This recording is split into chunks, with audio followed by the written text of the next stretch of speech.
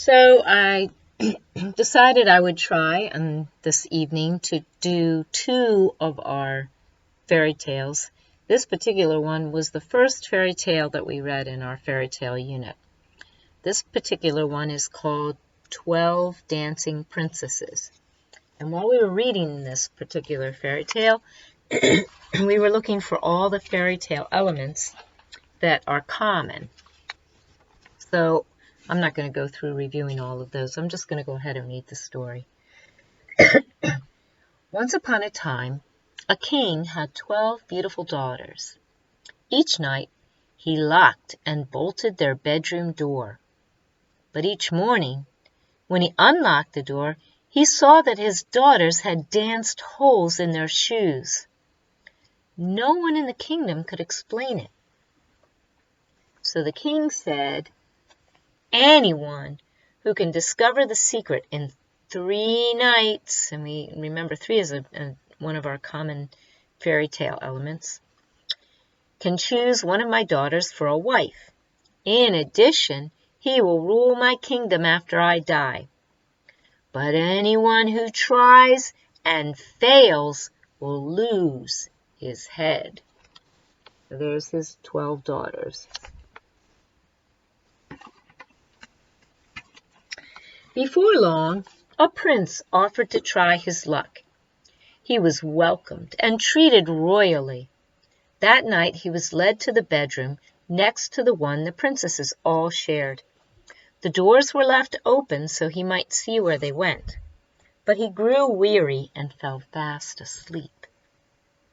When he awakened, it was morning, and the princesses had danced their shoes to pieces. On the second night, now remember he has 3 nights, on the second night, the same thing happened. And then again on the 3rd night. So the prince lost his head. Many others tried to discover the secret of the 12 dancing princesses, but everyone who tried failed. Now it came to pass that a poor soldier had suffered a wound, that means he got hurt, injured in his battle, and could not serve in the army any more. He came upon an old woman who asked him where he was going. "I really don't know," he replied.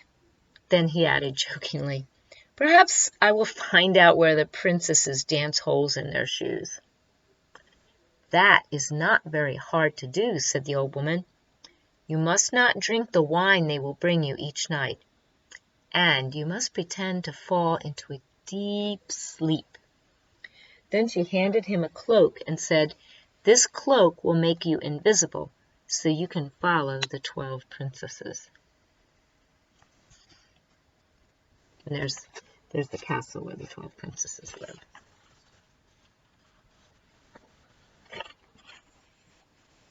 So the poor soldier went and offered his services to the king.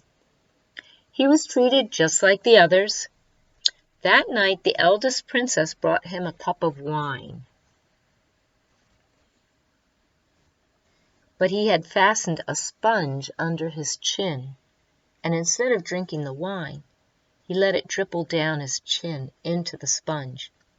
Then he lay down and began to snore loudly, as if he were sleeping.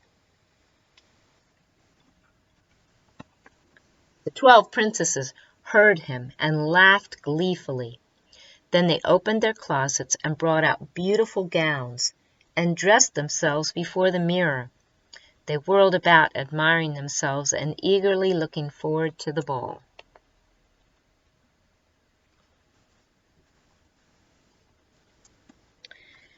But the youngest princess said, "Rejoice if you will, but I have a strange feeling that misfortune will visit us tonight." "What a silly goose you are," replied the eldest.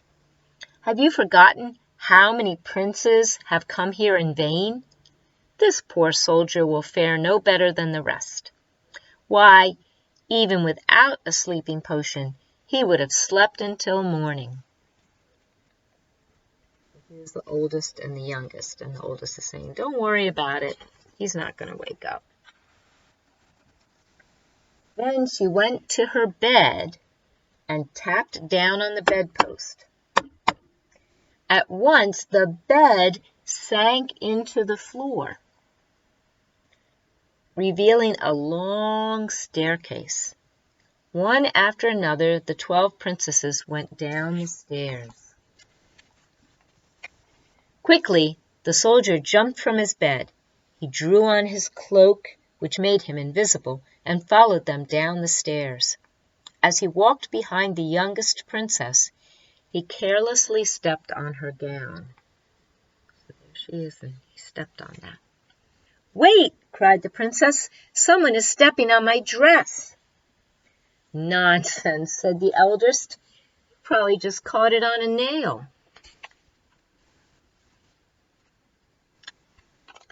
They continued down until they were far underground. Then they came to an avenue that was lined with trees that had silver leaves. The soldier reached out and broke off a twig to keep as a token. But the youngest princess heard the snapping noise and became alarmed. "Did you hear that?"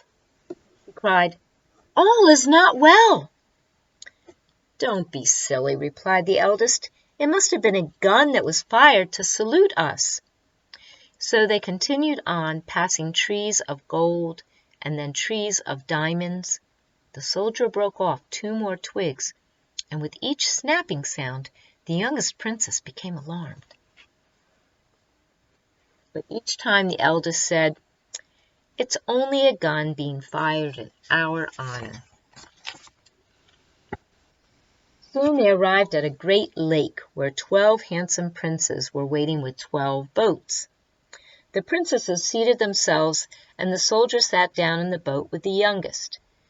The prince, who was rowing it, said, "I don't know why, but this boat seems much heavier tonight. I must row with all my strength just to move it across the lake." Here's the young man, and this is the princess. And we can't see him, but the poor soldier is in there too. And the youngest princess said, "How strange! Perhaps it is the weather, for I feel very warm this evening." On the opposite shore of the lake was a magnificent castle. From it came the glow of bright lights, and the sound of trumpets and drums drifted down to the lake. The princes rowed across to the castle and led the 12 princesses inside. When they danced, the soldier danced too, but no one could see him. When one of the princesses raised her cup, the soldier drank what was in it. So one of the princesses was about to drink her cup, and he drank it. This upset the youngest princess, but the eldest silenced her as usual. Oh, I'm sorry. I don't think I showed you the picture. There they are, coming across in their boats to the castle. By 3 o'clock in the morning, they had danced so much that they had worn holes in their shoes.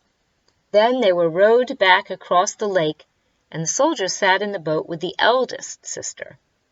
The princesses said good night to the princes and promised to come back to the ball the following night. There they are dancing.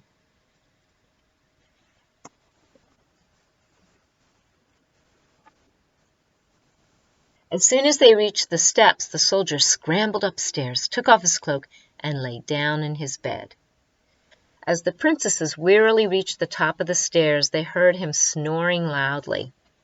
"Our secret is still safe as far as he's concerned," they said. Then they hung up their gowns, placed their worn-out shoes under their beds, and went to sleep.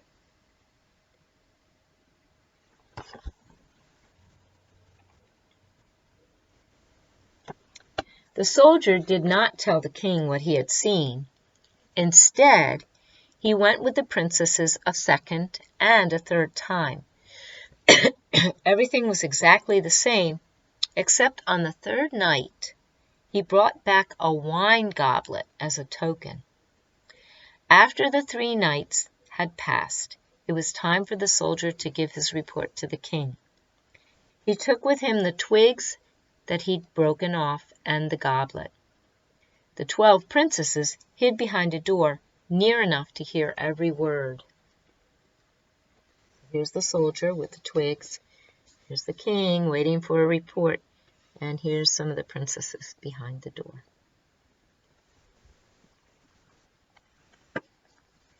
The king spoke first. "Have you found out where my daughters go when they dance holes in their shoes?" he asked. And the soldier replied, "They go to an underground castle where they dance with 12 princes." Then the soldier told the king about everything he had seen. Finally, he took out the tokens which proved that he was telling the truth. The king called his daughters before him. They knew that lying would do them no good, so they admitted everything.